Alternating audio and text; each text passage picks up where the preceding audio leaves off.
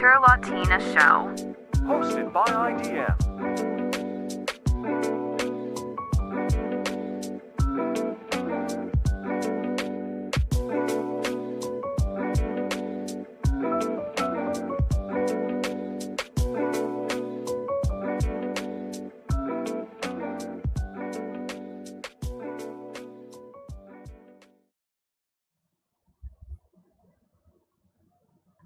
And yeah, we are live. How are you doing, Nina? How's everybody? Is there anybody there? Is anyone listening? Hi, Marcelo. I am doing well. Welcome to another fun-filled installment of the Winter Latina show. And true to form, we will be talking about war and destruction, maybe with a little bit of humor in this episode.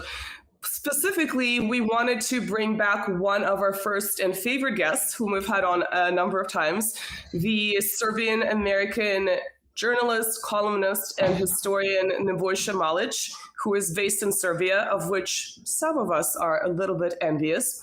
And the reason we wanted to bring him on is because obviously he's a wealth of information, but we wanted to do more of a deep dive, sort of a systematic deep dive about a topic that we sort of touched upon here and there. And that is comparing the Balkan wars of the 90s and the early 2000s to the ongoing war in Ukraine.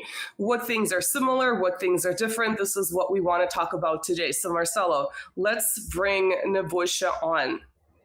Yeah, so how are you doing, Nebojsa? Hello, everybody. Thanks for having me again. Welcome back. Thank you so much for coming. Did I mess up anything about your description? I know I've introduced you before. Has anything changed? No, everything's fine. I am who I am. You're still the same person. Yep. Perfect. So what we want to do today... Important, one thing that you forgot that changed from the first time that he came here is that he has his YouTube channel. Nebojsa Malic is the guy from America, right? It's the voice out of America. It's a sort of an Voice in-joke. of America.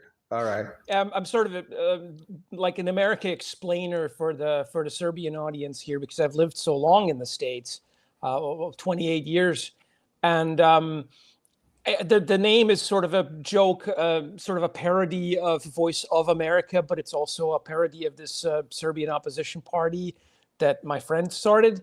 So I'm gently ribbing him. It's a nice, clever pun. It's a bit of a Serbian humor right there.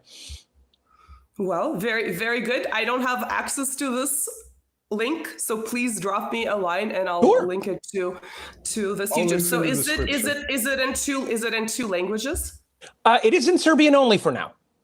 For now. Okay. So You guys are going to have to turn on the subs, but I know there are lots of people from the Balkans that do listen to us, maybe not necessarily live. So what we want to talk about today is maybe define some very broad categories. So for instance, we want to talk about the relationship between NATO, you can call it the official West, whatever term you prefer to use, and then the sort of the ally country, or at least the country with which the official West cooperated respectively in Ukraine and then in the Balkans, versus the designated enemy country. I'm using big air quotes here, but of course that's essentially what it turned into, and how that relationship developed, whether it was in terms of providing strategy, military analysis, weapons shipping, et cetera, et cetera. We also want to do another category about media coverage. That construction of a narrative, of course, is very important to any war. And we want to see what are some of the similarities and differences between the war in Ukraine and the Balkans in the 90s and beyond. And we also want to talk about more specific issues that I'm sure will come up. But the one I was thinking of specifically is the way that the official West undermined what could have been peace negotiations in both cases. And of course, there are other things that'll pop up too. So why don't we get started, Nebojsa, however this works for you, because this is a very broad topic. Right. Well, there's definitely at least three subjects, but I'm going to try to synthesize them all at once. Haven't been speaking English for months. I guess the way I became the Ukraine expert back in 2014 is because I've had extensive expertise in Balkans issues, having lived through the Bosnian War and the initial conflict in Croatia, and then observed the Kosovo War from the U.S., therefore being aware of the propaganda and how that particular cake was made. And so the biggest red flag for me was how the color revolution in Kiev that started in late 2013 and culminated in the coup of 2014 resembled the original color revolution in Belgrade in October 2000. That was one. The other was that the fighting in Donbass, in Donetsk and Lugansk, started very much like the ethnic Serb communities basically seceding from Croatia in 1991, when the Croatian government came to power that explicitly endorsed the ideology of the World War II Nazi-allied independent state of Croatia that was responsible for a mass genocide of Serbs. That was covered up in the Second Yugoslavia in the name of everybody getting along, and remains largely unknown abroad. It's one of those forgotten chapters of the Holocaust because you're only allowed to talk about certain victims, and the Serbs are not the victims you're allowed to talk to or about. Sorry. Haven't been speaking English for months. Anyway. You need to come more often to the channel. For sure. So basically, the Croatian government response was to send militia, National Guard, volunteer Nazi battalions to crack down on this, what they called the logjam revolution, and accuse Serbia, which was a Republic of Yugoslavia at the time, of aggression, and accused the Yugoslav military of aggression because they were ostensibly an independent state. And this was the initial Ukrainian response to the rebellion in Donbass. But the biggest red flag of it all was when, in the spring of 2014, I read an article, I believe in the New Republic, which is one of the house organs of the Democratic Party in the States, written by two ethnic Russians. I want to say their last name were Mironova and Snegovaya, but I'm not 100% sure. I went digging for it and I couldn't find it, which means that it's been pulled. Suggests that it's been pulled. And they basically laid out a case, we need to treat Putin like we did Milosevic in the 90s, Milosevic being the long-term president of Serbia.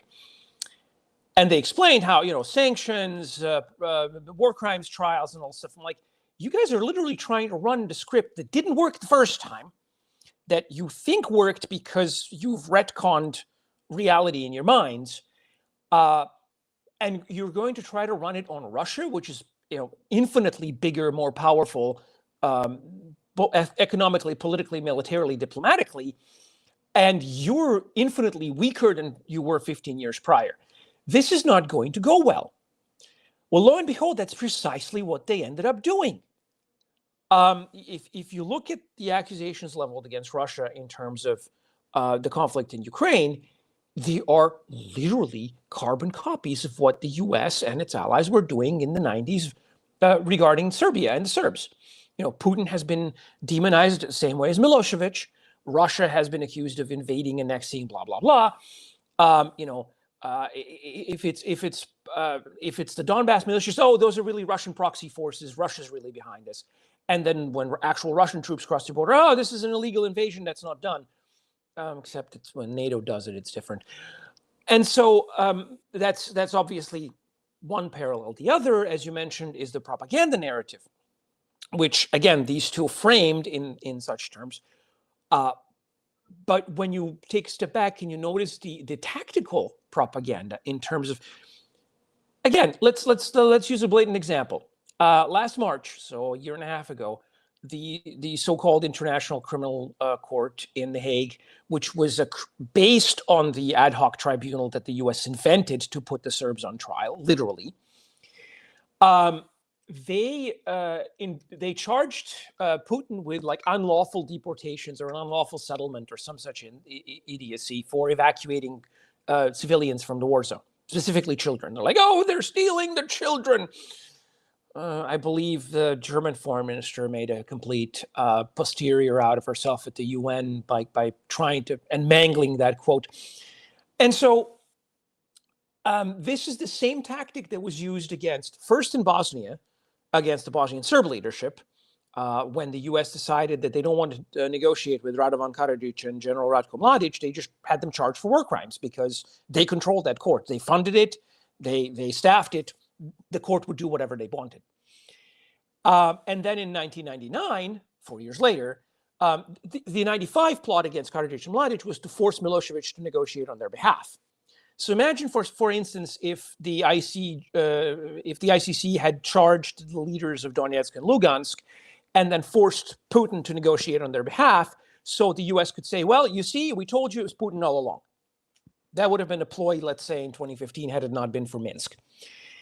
But what they ended up doing in 99, when they started an absolutely illegal, unprovoked war against then Yugoslavia, which was Serbia and Montenegro, over the ethnic Albanian rebellion in Kosovo, they charged Milosevic for war crimes so that any negotiations with him would be impossible, which is what they did this time, so that Zelensky could say, well, we've enacted a law by which we're not allowed to negotiate with Putin, therefore the only solution that's acceptable to us is Russian surrender, which is ridiculous.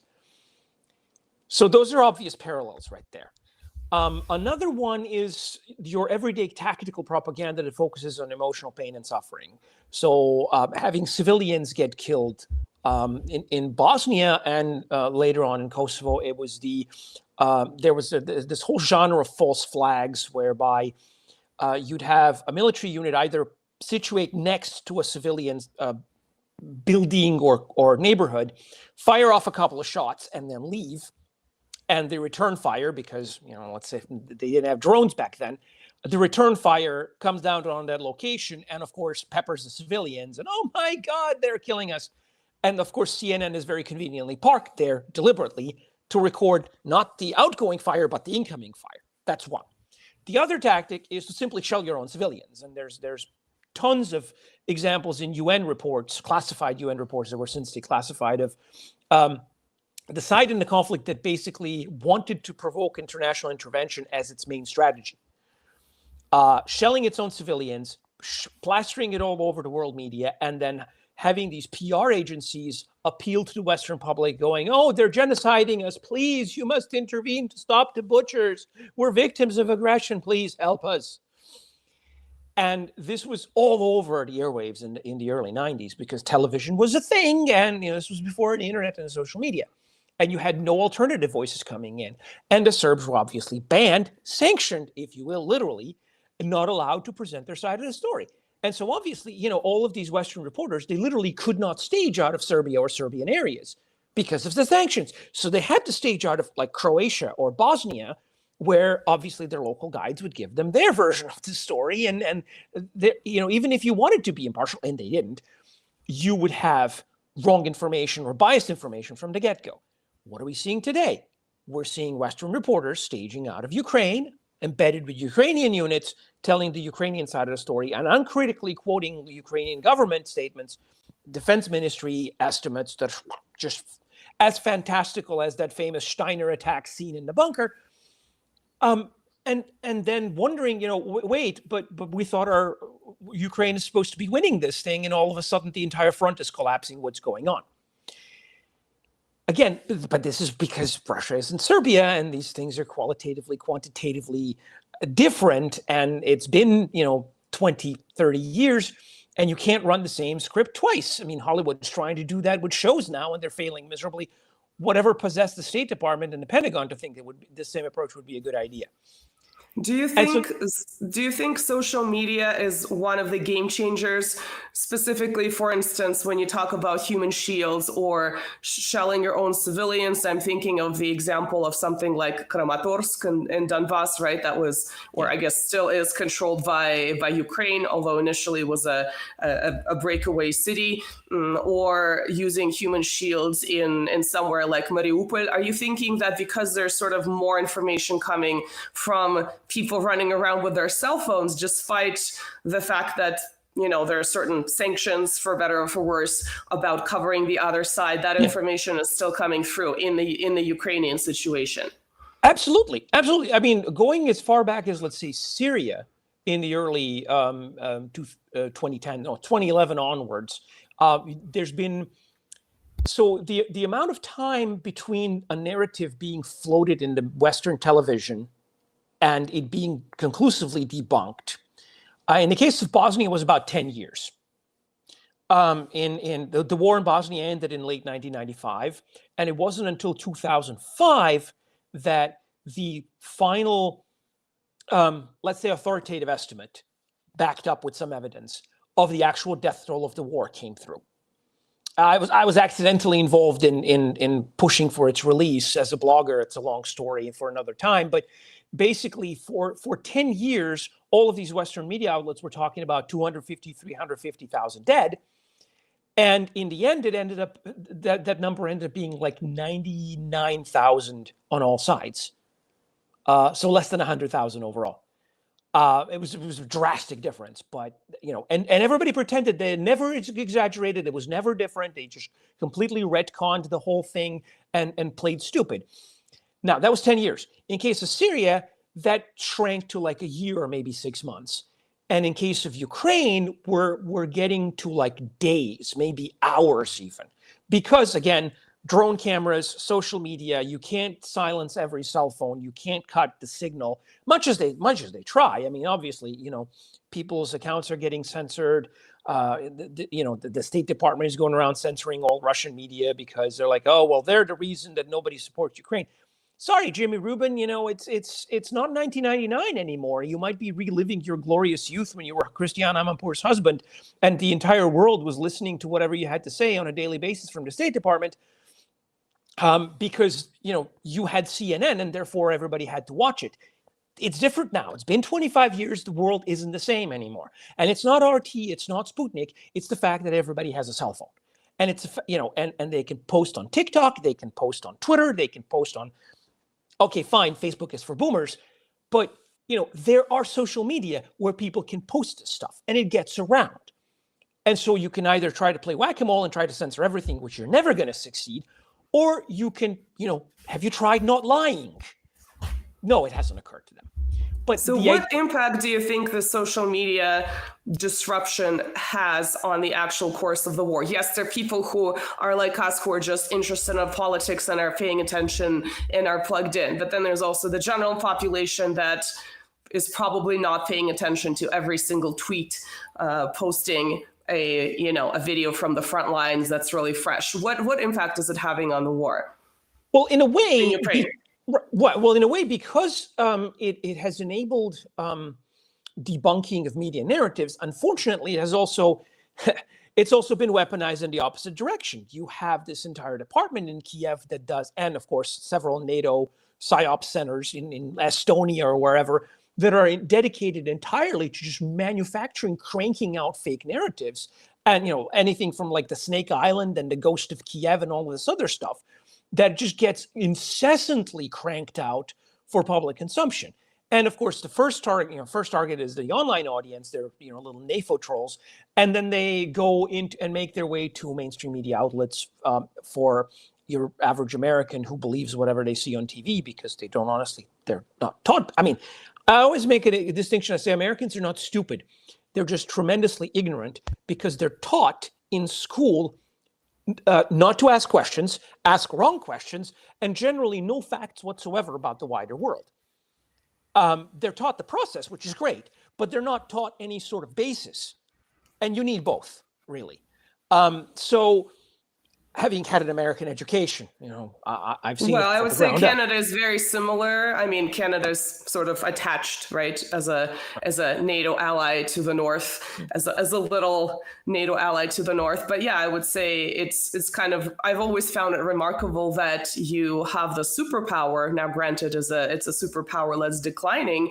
That would be so insular and provincial in its education about the outside world. And of course, eventually you start thinking whether that's been deliberately done compared to the level of education that people used to receive, decades ago. So that's definitely a question that has come up.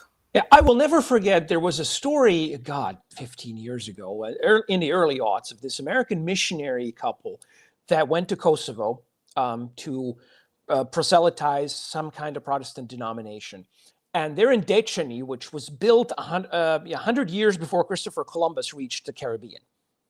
Like the Serb Orthodox monastery in Deceni is older than the Western concept of the American continent. And they're like, oh yeah, we came here to bring the church. I'm like, guys, look behind you. What is that?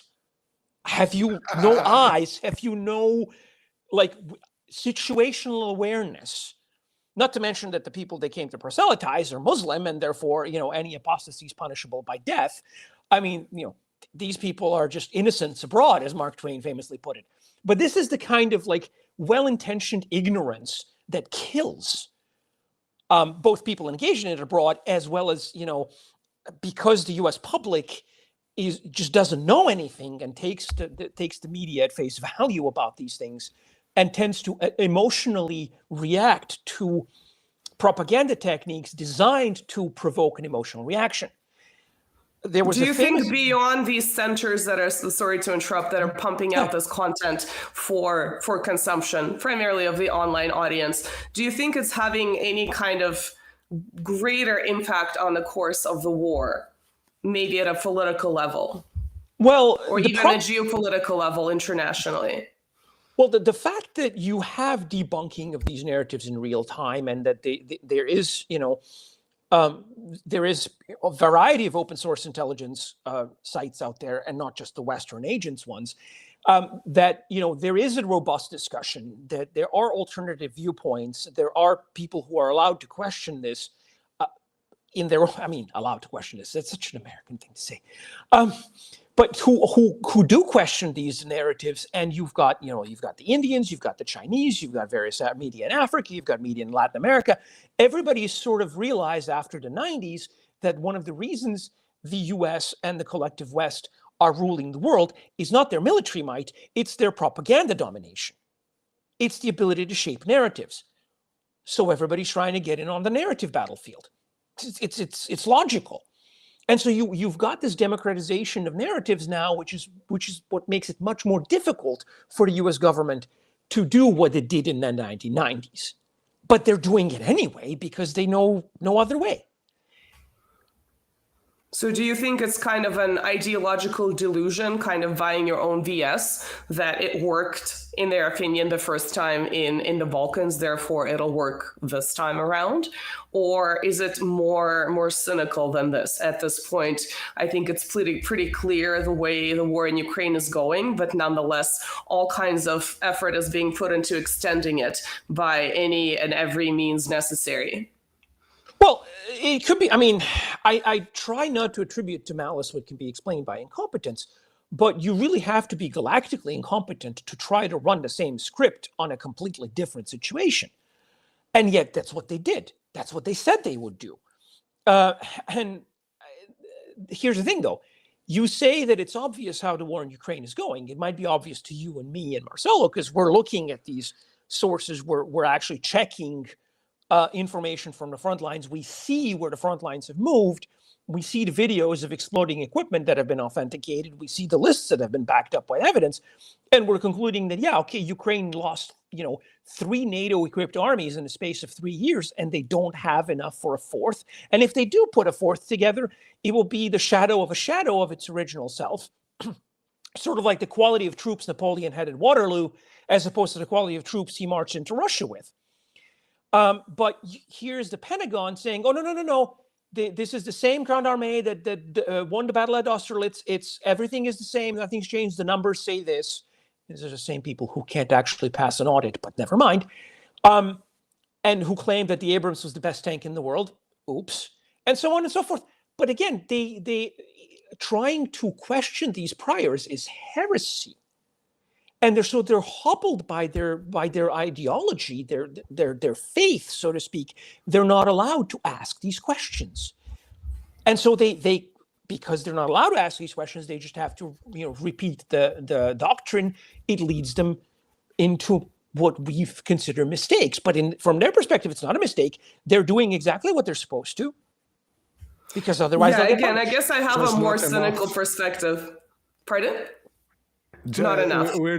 just not enough. We are doing exactly what Not we have to enough. do, just a bit more. Yeah, A I little guess bit more. I always have to play the devil's advocate with myself and ask, is this just a cynical testing of Western equipment in an area that happens to be called Ukraine? Do they actually think this particular tank is the best in the world, or are they testing it out? And of course, all this other equipment as well, and they just happen to be using, 500,000 people from that country that is their, little puppet state du jour. So Reznikov, the former Ukrainian war minister, actually said, the Ukraine is the biggest testing ground for Western tech. But he was basically sucking up to Raytheon, where he's hoping to get a job, I guess. I mean, here's the thing: if these Western arms manufacturers were in it for the money, no, they're in it for the money, obviously. But if they were in it to test the equipment and make adjustments and upgrades and changes, they would have done so by now. The only people that have actually done any sort of R&D over the past 2 years that I'm aware of are the Russians and Ukrainians. Credit where credit is due. The Ukrainians have done some R&D. I mean, necessity is the mother of invention. So while they're entirely dependent on the West for logistics, they're Frankensteining all sorts of stuff on the front line and to see if it works. And they're using things in innovative ways because of necessity. Your American soldier, that's all due respect to people who actually do this for the right reasons. But your American soldier has a logistical train, 10, 15 men deep. And, and he doesn't, when the Pentagon sends somebody to a war zone, there's an assumption that this is how many supplies, this is what kind of kit, this is what kind of, airlift, artillery, long-range fires, air support, blah, blah, blah. Like, this is the doctrine. And they, when they went to the Ukrainians and said, well, this is how you're going to launch an assault in Zaporozhye over open ground, but we have no air support. Well, it doesn't matter. You don't need air support. You just need the willpower to win. And they got shot to pieces because they've never actually tried this approach against that Soviet or Russian or modern Russian doctrine. And, you'd think that having seen this in action, they would go, well, hold on a second, we may need to rethink our tactical doctrine. No. They literally went through a gallon of coke and said, our doctrine's still fine. The Ukrainians are just too stupid to use it effectively. That's what it is. It's insane. But again, to what extent are some of these adventures, specifically, something as obvious as Kursk, a matter of PR, where it doesn't actually accomplish anything in the long term, but it gets you the headlines that you need in that particular moment for very, clickbaity type of narrative consumption? And that's kind of where I wanted to make another comparison with the Balkans. A lot of the Ukrainian war effort is PR. From day one, before day one, it was all in a function of getting as much material, money, weapons, ammunition from the West as possible. They've gotten it up to F-16s. They're pushing for this long-range missile thing. I believe the Russians have drawn a pretty clear red line, but because they didn't bother enforcing their prior ones, thinking it was good, it was good enough to destroy these weapons and offer the world documentary evidence, they're in a position that, the West is like, oh, they'll never enforce them, it'll be fine. At least some of the idiots in European capitals, I think there's still some people in Washington who are taking this seriously, thank God, but we'll see what happens. But a lot of it has been PR from day one. Now, where this maps onto my Balkans experience is the Bosnian Muslims. Back in 1991-92, they had made a pact with the Croats to break out of Yugoslavia and declare an independence. The problem with Bosnia, which is in the heart of the country, is that it was divided ethnically. There was vast areas of the country with certain ethnic majorities, and then other areas that were very, very much intertwined. And trying to do this, trying to separate these groups would be really, really messy.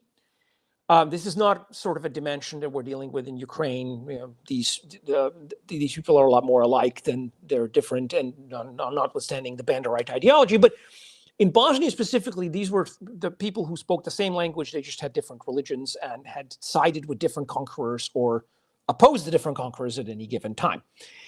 And so trying to keep them together was possible only in some sort of greater whole.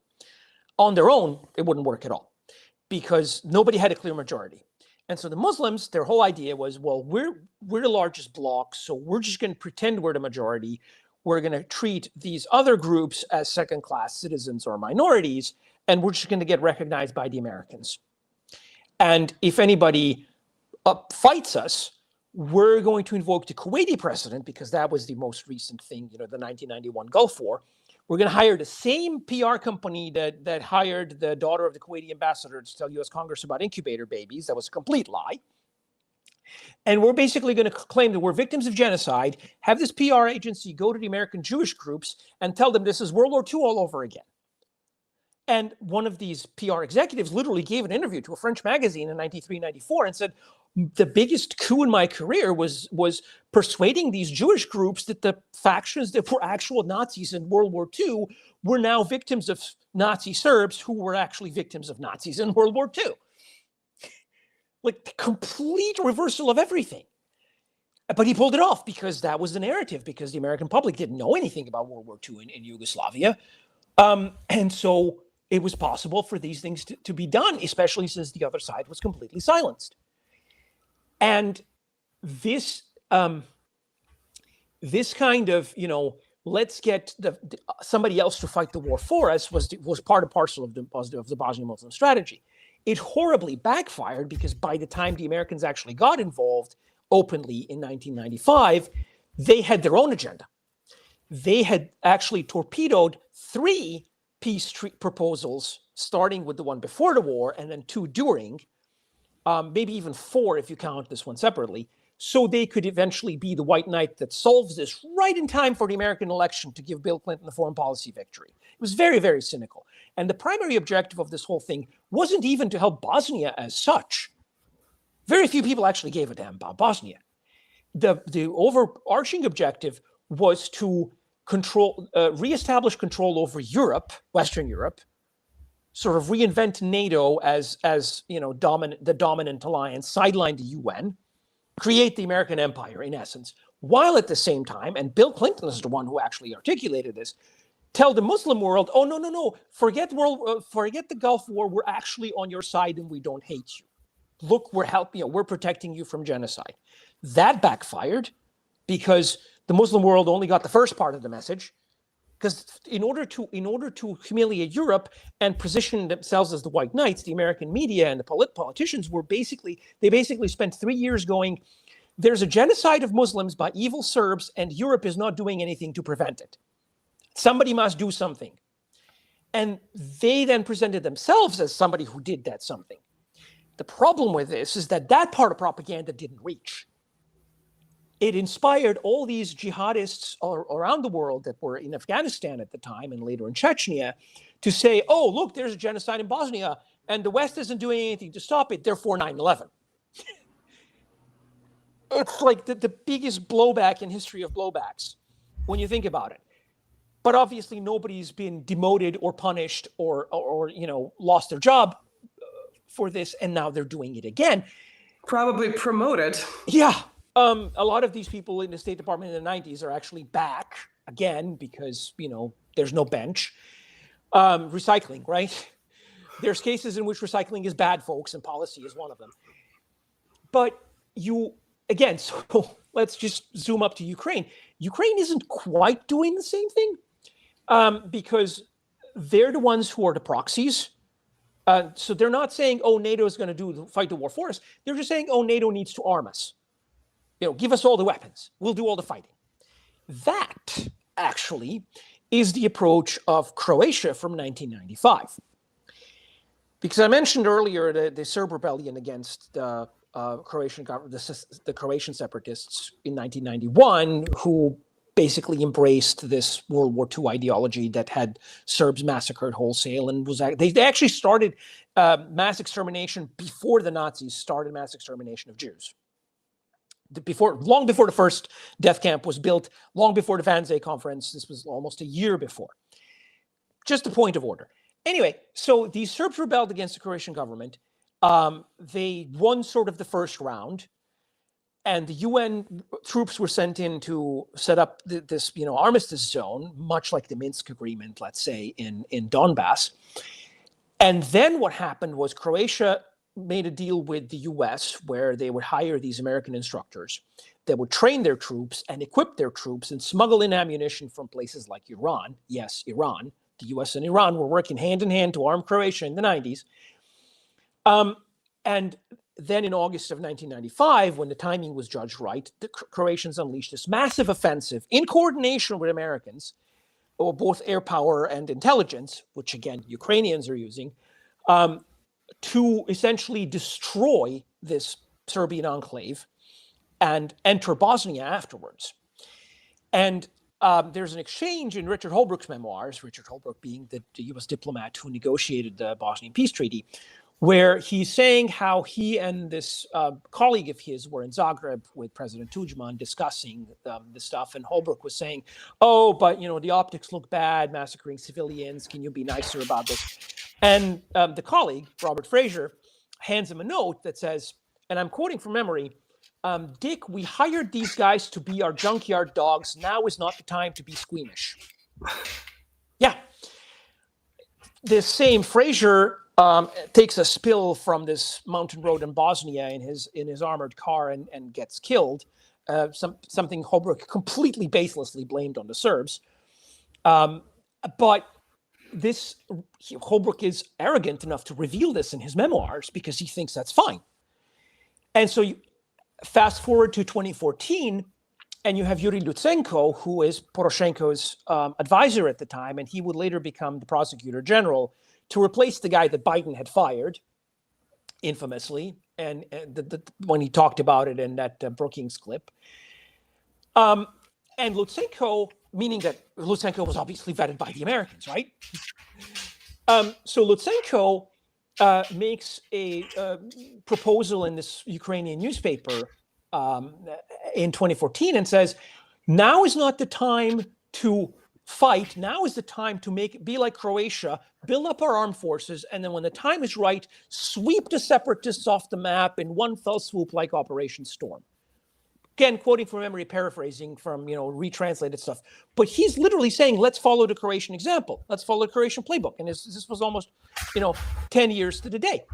So I guess what you're saying, it was much more conscious than sort of using this cookie cutter policy and then having it sort of fit, even though the scenario is a little bit different. That's really fascinating. Well, I mean, you had the Bosnian Muslims who wanted the world to fight their battles, and you had the Ukrainians who want to be junkyard dogs. Right. It's not quite the same, but definite parallels. It's remarkable in a bad way. I have two questions for you. I might have to ask them sort of back to back. The first question is, you addressed the way that the original peace negotiations in the Balkans were torpedoed, and you explained why that happened. Why were the Ukrainian peace negotiations torpedoed? I mean, we recently had Ms. Newland come out and also weigh in on that topic very openly. What is your opinion of that? And my second question is sort of just occurred to me because the 90s, of course, is a really pivotal moment. We talked about that before. And you talk about how that foreign policy win was really important to Bill Clinton. But the interesting thing is that when he first came to power, he was really criticized for not focusing on foreign policy in his initial term. This was sort of that Francis Fukuyama moment where, liberalism has triumphed across the world. We're going to focus on making money and making everyone prosperous, right? Everyone being in big air quotes. So how do you think Bill Clinton transformed from this guy who supposedly didn't have much interest in foreign policy to being either directed or sucked in or making his own decision to just jump into the Balkans and use it to his advantage? So two different questions. Let me know if I need to remind you. I'm going to smoosh them together. So Clinton campaigned in '92 against Bush, the elder, on intervening in Bosnia. His foreign policy team, which was the Zbigniew Brzezinski faction of Washington, you basically had either acolytes of Brzezinski or acolytes of Kissinger. Those were the Team A and Team B of the Council of Foreign Relations. And I believe to this day, that's still the bench, except that unfortunately, almost everybody is a disciple of Brzezinski now. But they were essentially saying, oh, Bush is too timid. We need to intervene. We can't just retreat home after the Gulf War. The lesson is not to retrench. The lesson is to be more aggressive. The lesson is to double down. And but because even though they campaigned for being more aggressive, they didn't actually do it because the timing wasn't right and the pieces were not in place yet. It took like 3 years to set everything in place. You had to gradually involve, because the American people didn't want a war. They'd fought a war in the Gulf. They thought they'd beat the Vietnam syndrome. They wanted to enjoy the peace dividend. The Cold War was over. You had an economic crisis at home that needed handling. You had a whole healthcare problem exacerbated by other things. You had, Hillary was going to reinvent healthcare. There were acute political things that had to be taken care of at home. And so they they put things into motion in the world, in foreign policy, that were going to bear fruit down the line. And meanwhile, they wanted to prolong the Bosnian War because that was their perfect setup for what they wanted to do. Somalia, they had an intervention in Somalia that blew up big time in 1993. Black Hawk Down and all this Mogadishu fiasco. They were supposed to replace the UN. That didn't work there at all. So that was a setback.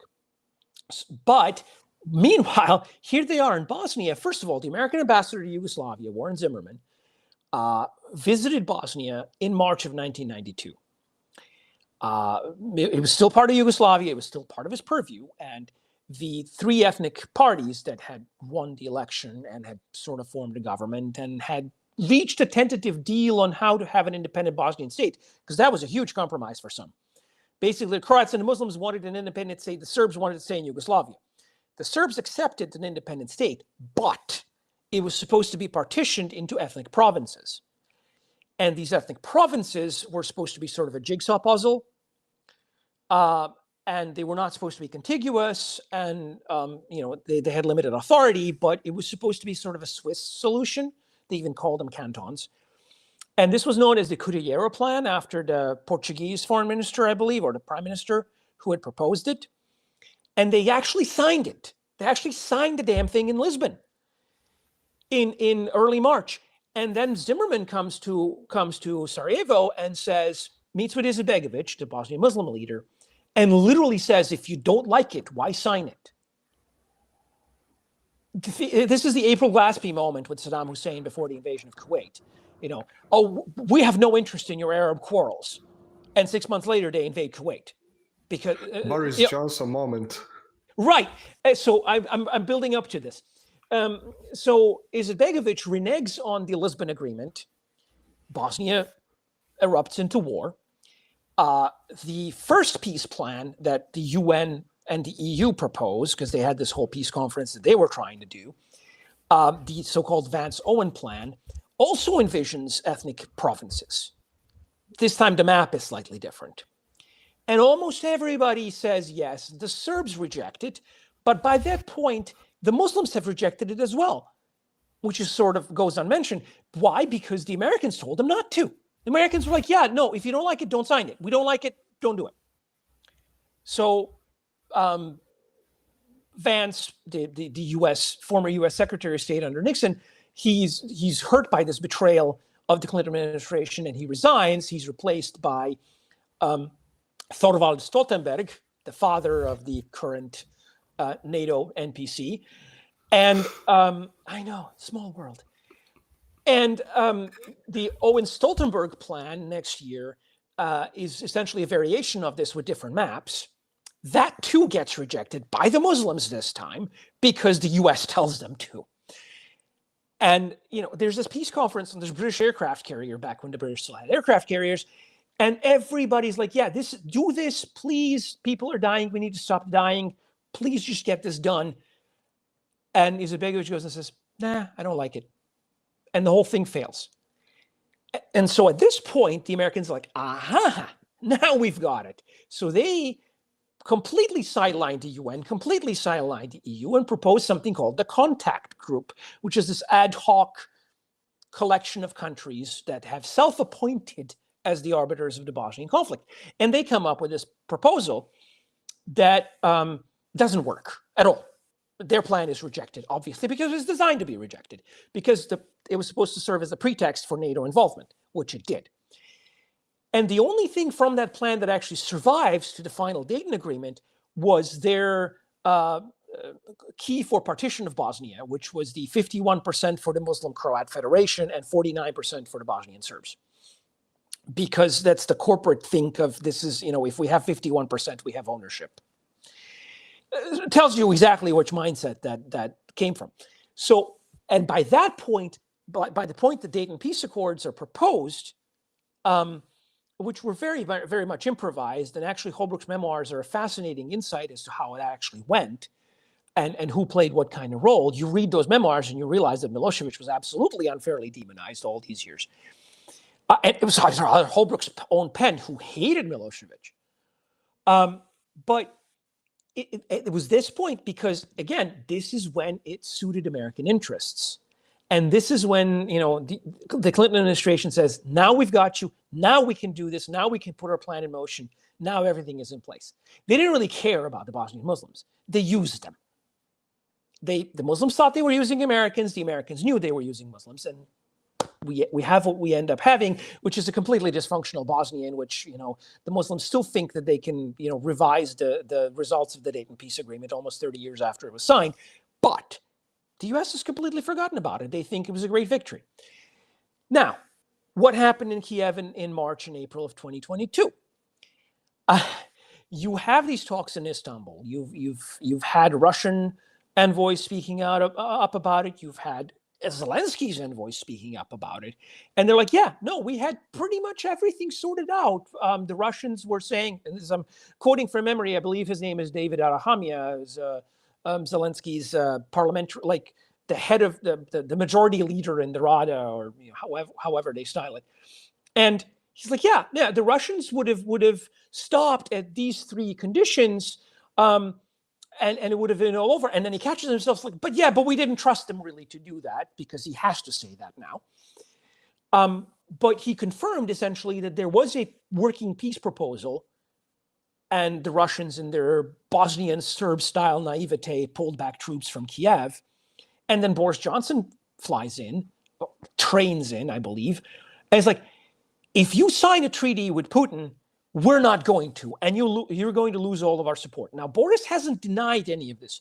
Ukrainskaya Pravda, or however they're called, actually had this extensive expose last May. And they basically said, he came in, this is what he told us. And he said, I speak for the entire West, do not make peace with Putin. Boris never denied this. He quibbled on some verbiage, but he never quibbled on any of the substance of this. He confirmed that that's what he said, and then he tried to sort of excuse himself by saying, but in my opinion, any peace with Putin would have been a bad peace. Well, that's not up to you to say, is it? Because he stopped being prime minister, 3 months later because of his COVID shenanigans, and now he's basically a highly paid lobbyist for World War III. So obviously, it's in his financial interest to advocate for war. But is it in the interest of Ukrainians who are dying by the tens of thousands? Obviously not. Thank you for explaining that. It's definitely a very striking parallel where the conflict is being used, and sometimes partly frozen and then unleashed again, much like, Minsk was, for, in order to fulfill certain interest for these puppet masters. Since we're all about to depart, my last question is, do you think Ukraine will end up in sort of the Balkan situation, like the forgotten conflict that you keep mentioning throughout this conversation? Eventually, if there is a compromise solution and Russia stops, then probably yes. But I'm not seeing any indication from Russia that it's intending to stop before this thing is resolved. The Balkans conflict, Milosevic honestly believed that by signing away the Serbs in the Serbs in Croatia and a third of the territory of the Serbs in Bosnia, he was buying peace with the West. He honestly believed that. And then, not even 3 years later, well, exactly 3 years later, in November 1998, here comes NATO again because it's time for, Clinton's second term to be rescued from a sex scandal in the White House, and he needs to bomb somebody. And he decides he's going to support the Albanian separatists in Kosovo and launch that war and blame Milosevic for it again, which goes to show that you can't trust certain people or certain countries even. Especially if there's a sex scandal going on. You definitely don't trust them under those circumstances. Right. And so, that was a mistake. And I believe everybody at this point understands it was a mistake. So when you've got, Angela Merkel and Francois Hollande saying, oh, yeah, no, we backed Minsk in 2015 to buy Ukraine time to arm. And, we fooled these stupid Russians for 10 years. Okay, well, when people tell you who they are, believe them. What are you going to do? You just take them at face, you judge them by their deeds and you judge them by their own confessions. So, I recently posted on Telegram that, there was this claim by Zbigniew Brzezinski that Russia cannot be an imperial power without Ukraine. He's a Polish nationalist, so obviously he had feelings about this, and he probably dreamed about restoring the Commonwealth. But what if, and this is pure speculation, but this is where the facts on the ground are pointing me towards. What if the American leadership took him literally and didn't think of territory so much as the biomass? What if they decided that they can't stop Russia from actually taking the territory? So the next stage of the project to ensure that Russia doesn't become an empire, because at this point, I don't think they can really preserve their global hegemony, but they're thinking maybe we can just hurt Russia as much as we can in the process. What if they're trying to get as many Ukrainians killed as possible to ensure that the ones who survive will either be fanatical Bandera followers and therefore of no use to Russia and sort of a permanent threat, or dead? Or in the West and never coming back. Or in the West as, cheap manual labor for men, sex slaves for women, and Lord knows what for children. As, democratic Ukraine has been for 30 years before this whole Maidan mess in the first place. I think you just outdid me in cynicism, but it's definitely something that has crossed, I think, a lot of people's minds, considering the level of depopulation that has been it's been taking place since before the war. There was, significant levels of immigration to other countries, but definitely the war escalated it. Yes, it's definitely something to consider. Hopefully your very I really hope I'm wrong. Yeah, I hope your dark prediction is this will be one of those predictions where you hope to be wrong about. Well, thank you so much for jumping on. I know you're very busy. We will link your new YouTube project, with which we obviously wish you a lot of luck. Marcelo, any final words? Yeah, as usual, I just prefer to stay shut because listening to Nebojsa is... We just want Nebojsa to lecture us. Yeah, and it's fun and so much culture, so much knowledge that I just, prefer to stay shut as much as I can.